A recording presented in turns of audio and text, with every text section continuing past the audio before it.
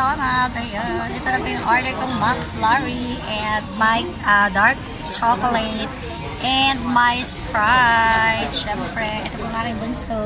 Yes. So, ito, bye, hi bunso, say hi. Okay.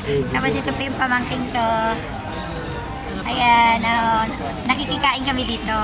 Libre kami ng politiko. Libre na ng politiko. Oo. This is my chicken. Oo. Di ba kahit saan ako kumain, libre? Oo. Sino ba itong kanin isa? Sa'yo. Okay, chicken. Sila, ayaw nila mag-anis po yan. At sa kaya chut yung chicken.